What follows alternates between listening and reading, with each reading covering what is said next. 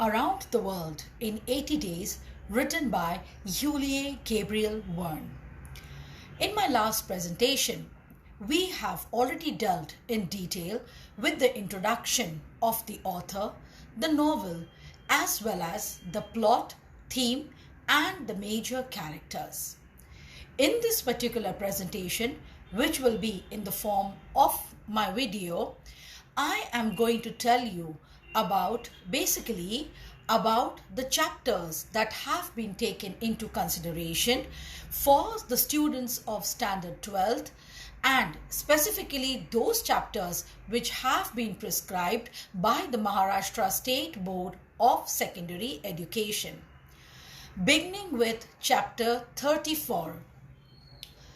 This particular chapter tells us about the point in the story where Phileas Fogg has been arrested at Liverpool and has been placed in the custom house. Now he is already in the custom house. He has been arrested because, as we had discussed in the story earlier, you know that Detective Fix was the one person who had been following him continuously throughout his journey of the tour around the world, trying to capture him, trying to arrest him. Now, finally, it is at Liverpool where Fix gets a chance to arrest Phileas Fogg. After being arrested, he has been placed in the custom house. Along with him, there is his valet and his trusted aide, who is Pasipatu, and of course, Auda. Auda and Pasipatu are waiting for Fogg outside on the portico because they don't want to leave Fogg alone in this situation, in this condition. And now, when Fogg has been arrested, we can all understand what must be the trauma, what must be the turmoil that is going through in the mind of his valet and trusted servant, that is Pasipatu. Pasipatu in some way considers himself to be guilty of his master being arrested, because throughout the tour, or at least when half of the tour was over, he had become aware of the fact that Detective Fix is actually trailing them, is actually with them throughout this journey just because he wanted to arrest Fogg. In spite of coming to know about this fact, Pasipatu did not do anything about it. He feels like there is this kind of a guilt conscience within him that is eating him up from inside. And he feels that at some point in time, if he would have been able to tell Fogg the real identity of Fix, that he is a detective who is trailing Fogg because he thinks that Fogg is the robber who has escaped, who has run away after robbing a bank in London. Okay, maybe Fogg would have been able to do something about it.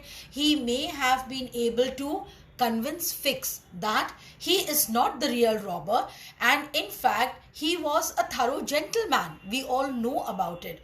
So somewhere deep down in his heart, Pasipatu is feeling really guilty about this fact, and that is what is gnawing him inside. He feels really sad about it. He is in a state of desperation. He is in a state where he is feeling totally helpless, and because of his sheer helplessness, he begins to cry bitterly.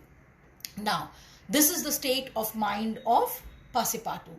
And at this point in time, Pasipatu also feels that if Fix were to come in front of him, he would not stop from bashing him up.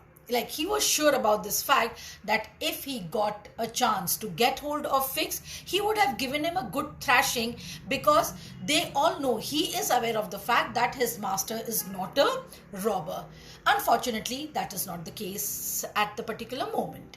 Now, coming to the second character, that is Auda.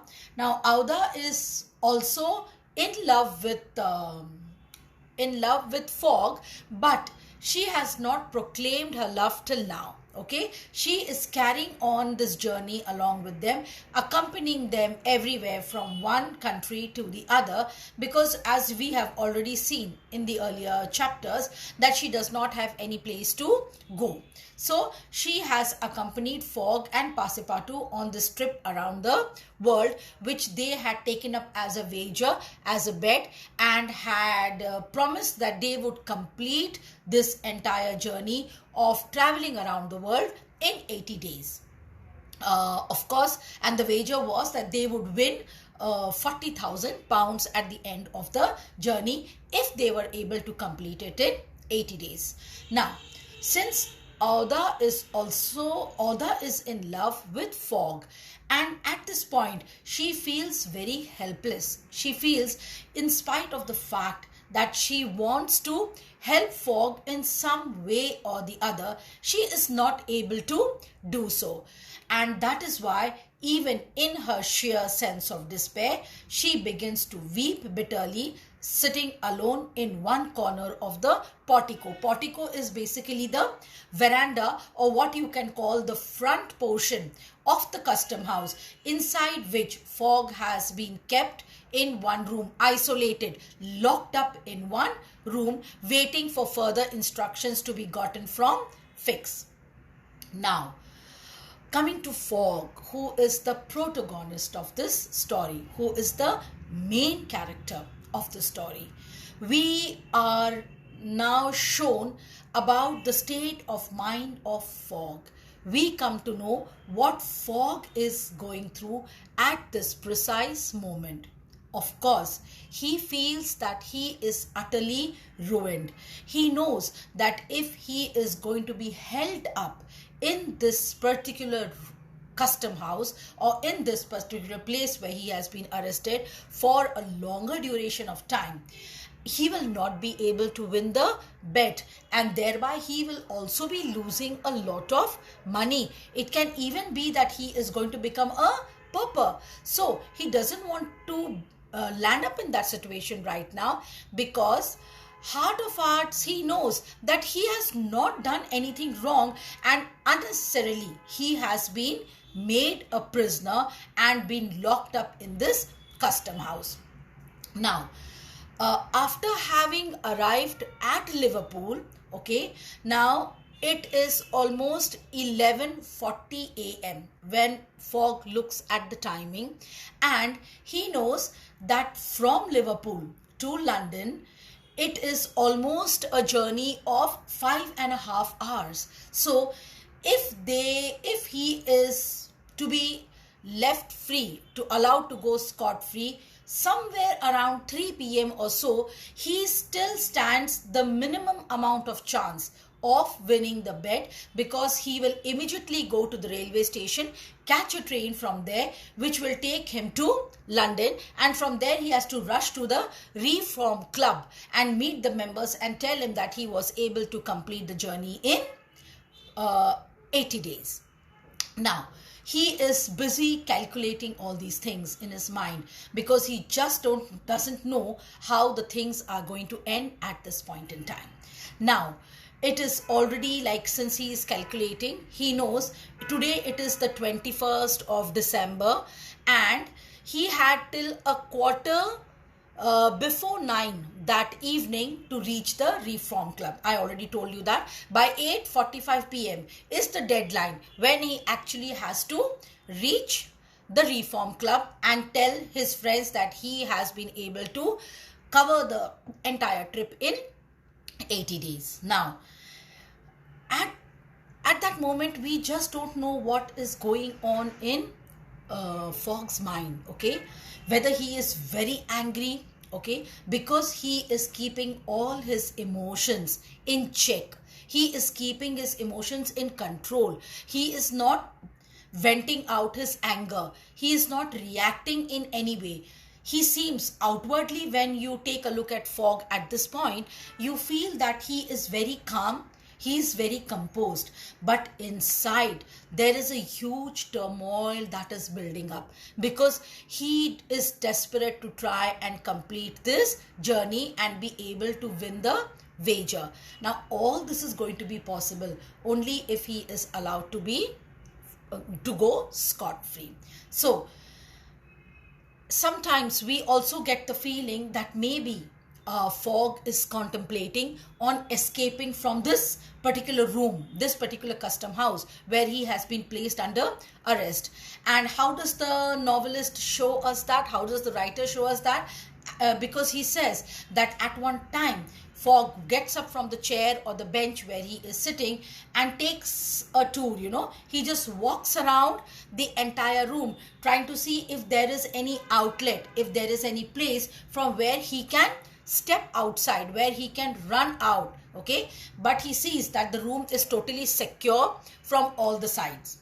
And even the window, there was one particular window in this room where he was kept, even that room has been shut. So there is no way that Fogg can escape from that room unless and until somebody from the outside open up the room and allow him to go.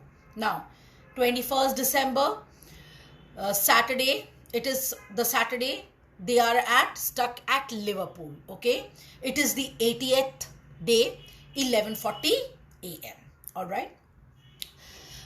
Time passes and then suddenly the clock strikes 1. So Fogg knows, oh my God, now it's 1 p.m. almost, okay? And slowly time is moving. See, even in the story, if you have gone through the introduction and the theme, you realize that one of the basic themes of the novel is the time. Time is said to be very fickle, isn't it? Time and tide waits for none. So that is exactly the case in Fogg as well. Fogg knows that time is ticking and every minute that is passing, he is getting closer to not being able to win the wager, the bet that he had with the other members of the Reform Club. Finally, he suddenly happens to, at this time when he is thinking all these thoughts are going on in his mind, he suddenly hears some sound coming from out of the custom house, and you can hear that somebody is opening up the bolt, the lock, etc. of the door, and the door happens to burst open, and we see that Detective Fix, his hair is all in a mess, as if he has just come running from a long distance. He seems to be in a totally disheveled manner. And he happens to come in and apologizing continuously, okay, asking for Fogg's forgiveness because the actual thief, the actual robber who had robbed the bank had already been arrested a few days back. This fact was also not known to Fix, which he has come to know right now, and he begins apologizing deeply to Fogg, telling him that he had made a huge blunder. He had made a huge mistake when he felt that Fogg was the actual robber, when Fogg wasn't the robber. And he says, I'm really sorry, sir, that I got you arrested and I kept you from continuing your onward journey in blah, blah, blah, okay, etc. And you are absolutely free to go. At this particular point, you are free and you can go wherever you want. And of course, he keeps on apologizing, keeps on saying that he is very sorry. This is the only one instance. This is the only one point when you get to see Fogg losing his temper.